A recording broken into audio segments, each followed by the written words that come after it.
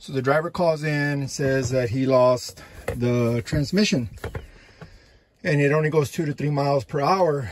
So we thought, okay, did it derate because of the region? Is the transmission burning up? We just, 100 possible things that it could be.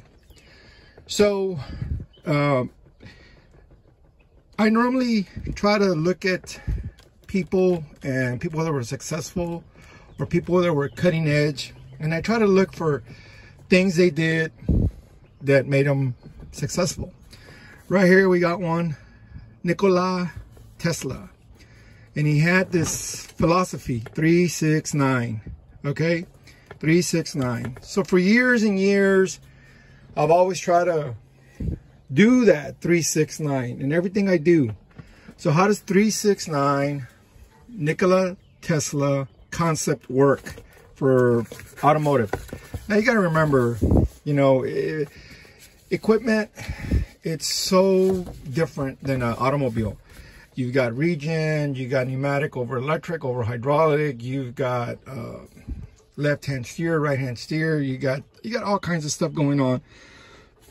So what I did a quick sheet to walk you through the process when we were dealing with this transmission problem, and I'm going to tell you what we figured out. Okay, so the complaint was that the vehicle wouldn't go faster than 2 to 3 miles. They suspected the transmission. But what we do is we try to do what sometimes people don't normally do. What can it not be? What can it not be? So we basically break that into 3 categories: operator, electrical, mechanical. Operator, because he controls the vehicle and he can induce a condition. Electrical, anything that's electrical, and that includes the after treatment system, the computer, the harness, the ECM, the battery, you name it. Mechanical is anything like a clutch pack pressure, fluids, things that a computer doesn't look at. It can't tell you if the fluid's contaminated. It can't tell you, if the clutch pack is losing pressure. Some can, some can't. So anyway, so right here, the first thing we do is we diagnose. Part of our diagnosis is interrogating the operator, and we question him. How did it happen? When did it happen? Just 100 questions. And you'd be surprised. Sometimes the simplest dumb question that you can ask will illuminate the whole thing quickly. Okay, and then once you figure what it cannot be versus what it can be, and the reason we go with what it cannot be is because it's too easy for people to automatically, like the operator, he assumed there was a mechanical failure of the transmission. The transmission was only a week old. Have transmissions failed before? Yes, they have. Have they failed an hour after they get running? Yes, they have. So our concept is, what can it not be? So the first thing we moved to the bottom of the list was the mechanical, because diagnosing a transmission is a lot of work. You got to check pressure, clutch pack, then you got to check the electronics of the transmission, and then you work your way out. So we went ahead, we interrogated the operator, we diagnosed, and in this particular situation, what we found out was the cause was that the unit has a switch that is left or right.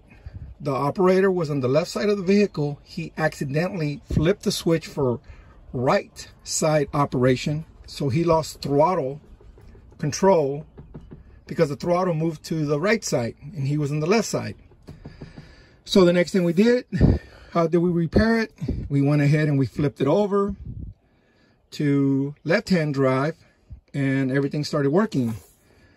So our correction was, we went ahead and we flipped the switch and we drove it, and we had a verification.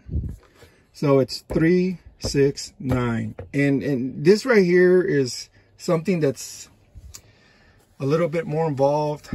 And if I get enough comments or if I get enough requests, I'll probably get a little bit more into it. But usually when you do your report, it's complaint cause correction. Your number two step, the first thing you do is you get a hold of the operator, not the service manager, not the guy who took the report. You get the guy that was running it. You put him in there, you and him go for a ride, and you have him replay the events step by step. As painful and as reluctant as some of these guys can be, you force them to do it, and then sometimes you'll find out what it is. Once you get a good interrogation of the operator, you go ahead and you proceed to your diagnosis.